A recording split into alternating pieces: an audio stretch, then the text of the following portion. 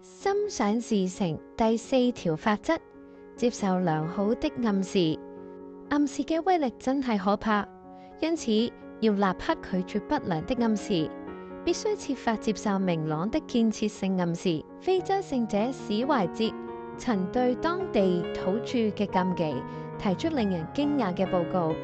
佢嘅報告中提到，當地嘅非洲土人喺孩子將出世嘅時候，孩子嘅父親會一直飲酒，飲到迷迷糊糊，仲會隨口講出一大堆新嘅禁忌。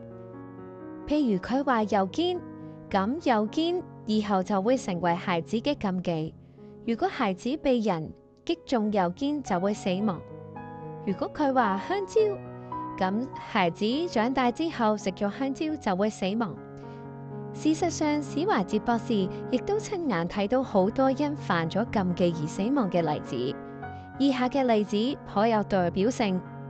有一次，土人烹飪香蕉之後，冇洗個鍋就繼續煮其他嘅餸菜。其中有一位土人食咗呢個菜就冇感覺到任何異狀，但當佢聽到呢個鍋曾經煮過香蕉，馬上臉色發青、抽筋，經過治療之後都冇效，因而死亡。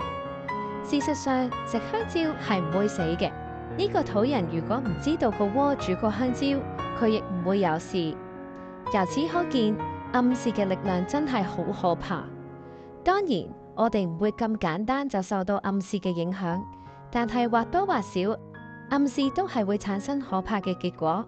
因此，當你碰到我嘅病可能好唔返啊，我嘅一生冇辦法幸福，或者好似有咩壞事都即將發生等等嘅暗示嘅時候，必須立刻堅決咁拒絕呢啲暗示。